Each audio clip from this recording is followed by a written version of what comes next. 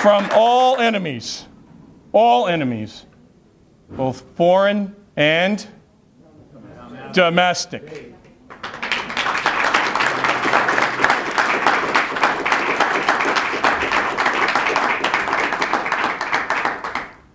To get elected, I'm going to need your support.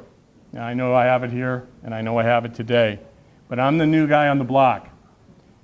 Effective today, an ad has started. On Fox News, it'll appear, Fox and Friends, Glenn Beck, Bill O'Reilly, Sean Hannity. Now, people may say, well, you're preaching to the choir. Well, not so much anymore. I think you're seeing that their ratings are so high now because a broader spectrum of the folks are watching them and paying attention. And by the way, I'm going to say this out loud. After a speech a few weeks ago, I was milling with the crowd, having some discussion with some great folks, and one man walked up to me, and in a whisper he said, "What do you think about Glenn Beck?" Now, he's looking around. So I said, quite loudly, "Glenn Beck, that man is an American hero. That man has more courage than anyone that I have ever seen."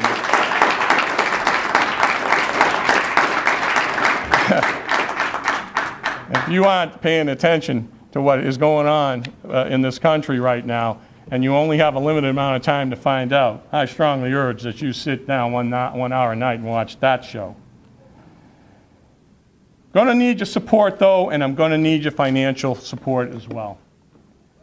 One of the things I wanted to put out to you is that contributions to this campaign are essential. I'm a grassroots guy. My wife and I both have to work to make ends meet. I think that's a good thing. I think the fact that I'm not a politician is a good thing. Yeah.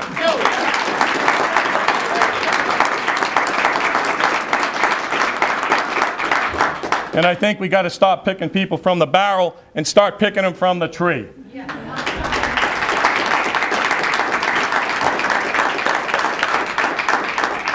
Now, you all have a homework assignment tonight. When you get home tonight, or even before you get home tonight, get on my website, www.jackforgov.com, and contribute. Whatever you can. Spread the word. It is so essential. Every dime we get's going into the ad campaign, the marketing campaign, to get the word out so people can get to know me. Because name recognition is critical, and I understand that, and it's the quickest way to get it. So your help is going to be essential. Spread the word. Help me out as best you can. It'll be so appreciated, and it'll be well spent. But look at it this way. Look at it as an investment. This is the private sector in me talking right now, but you all know what you're paying in taxes right now. And everybody that I've been speaking to up north, particularly even back here in Dover and in the Seacoast area, are really upset about property taxes. Now, we all know that per capita, our overall tax rate in New Hampshire is still, lower than a lot of the places in the country. Property taxes are a killer for people that are on fixed incomes and are living their lives, hopefully, in a retirement capacity that's free of those pressures. It's not the case. We don't have a revenue problem in the state of New Hampshire. We have a spending problem in the state of New Hampshire.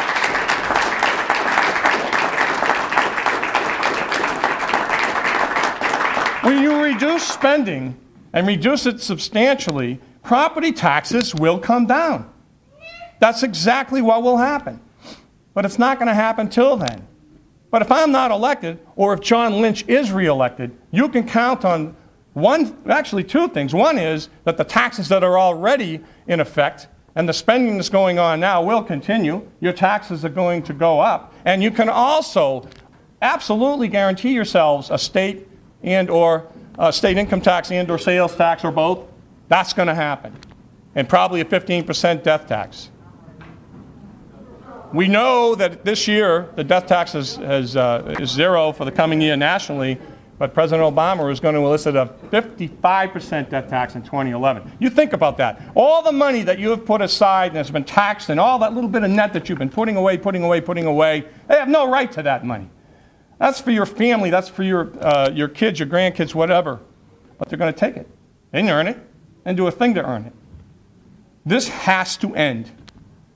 And it has to end now. We have the biggest opportunity, in my view, in our lifetime right now to elicit change and keep it. Because we can't just change and then fall back into the old ways.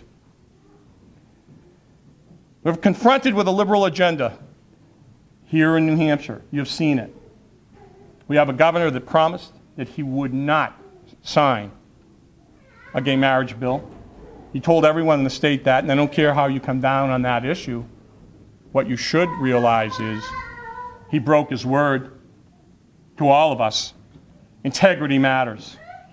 Same thing with parental rights. Said he wanted a parental rights bill, but when one came on his desk to reverse it, he signed it. The state has no business, none, getting involved with our children's lives.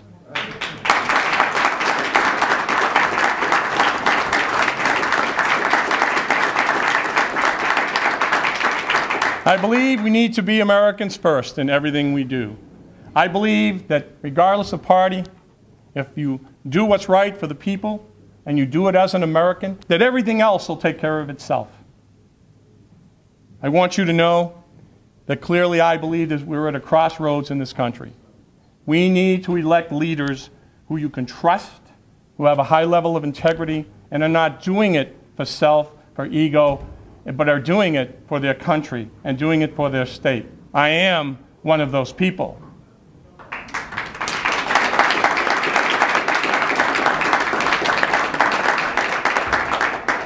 I'm in a primary. We have a primary. We have another candidate, Karen Testament, lovely lady. I like her. But I told Karen Sunday, and we were talking together, I said, Karen, just so you know, I respect you, think the world of you, but I'm not running against you. I'm running against John Lynch. And I'm going to win the primary, and then I'm going to beat John Lynch. Thank you very much for coming.